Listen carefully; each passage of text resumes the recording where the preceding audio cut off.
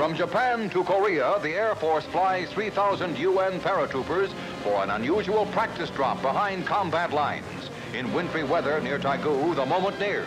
Faces are serious, though most have jumped many times before. Now it's time.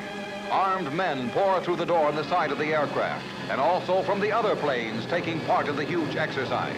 Simultaneously, the Air Force is dropping 100,000 pounds of fighting equipment for these men. With amazing swiftness, chutes fill the sky.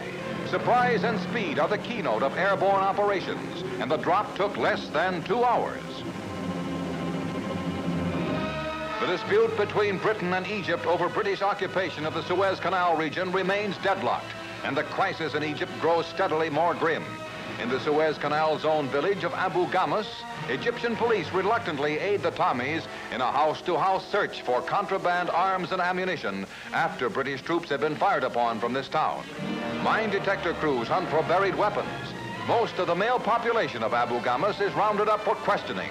But despite all precautions, violence goes on, and terrorism continues to leave its ugly mark on Egypt.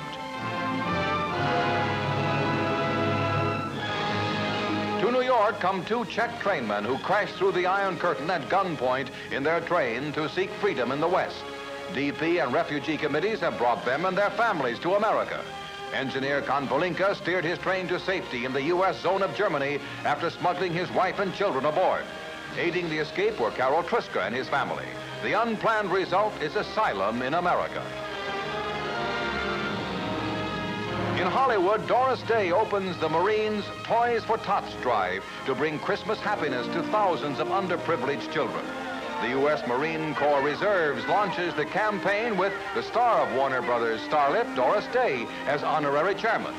Doris and Santa's helpers, the Marines, give these youngsters a preview of Christmas fun.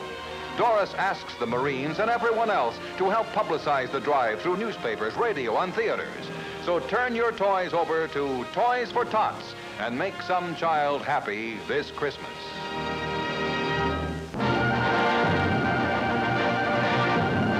A conference that may shape Europe's future starts at General Eisenhower's NATO headquarters outside Paris. Here to help build a European defense army that will deter red aggression is the North Atlantic Treaty Organization's American Mutual Security Director, Averell Harriman. U.S. Defense Secretary Robert A. Lovett and Dean Acheson also confer with Ike. Senator Taft's campaign for the Republican nomination gets really going as his headquarters opens in Washington. The election, even though it's almost a year away, gains steam as at least one candidate lays his pamphlets on the table. Mr. Taft, recently a target of President Truman's criticism, calls the attack prize-winning political effrontery. While other candidates make up their minds, Mr. Republican is in business. Also in Washington, before the Women's National Democratic Club, the president himself has something to say about the election. Truman, before an audience that includes his wife, pulls an Eisenhower. He won't say yes or no. He surprises no one by saying, one of the things I've been thinking about is next year's election.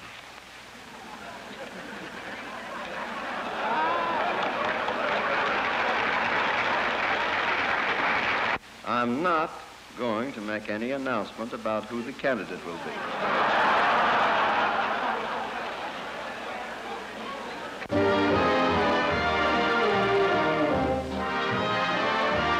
In Paris, a designer named Fernand Aubry goes to the barnyard for his fashion materials. Using only the feathers of such domesticated fowl as roosters and swans, Monsieur Aubry creates startling new fashions in headgear.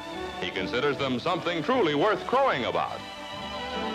These feathery fashions, culled from the lowly chicken coop, are being worn this season at many of the smartest gatherings in Paris, and no one has given them the bird yet.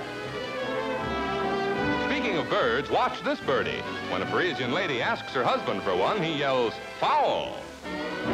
Birds of a feather and not one ugly duckling.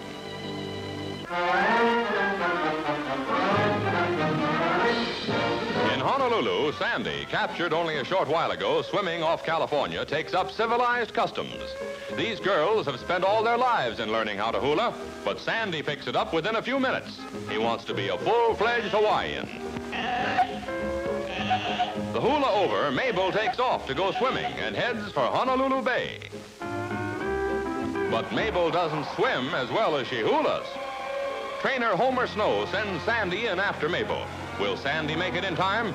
He faces a dilemma as well. Should he make for the ocean and freedom, or should he rescue Mabel? But courtesy conquers. Mabel's saved. Sandy's a hero, and off the languid shores of Waikiki, a new romance is born when Seal saves girl and seals it with a kiss. In Berlin, when the gang gets hungry, they just walk into the nearest doggo mat, place their orders, and sit down at a table. Very informal. You meet the nicest dogs that way. Out comes dinner, and Fritz and Max and Gretchen and Elsa and Otto fall too. The biggest eater in the crowd is Rudolph. His manners have cost Elsa her appetite. Rudolph's still hungry. He eats like a reindeer. Rudy's making a pig of himself. He's spoiling the party. Hey, that mutt didn't leave a tip.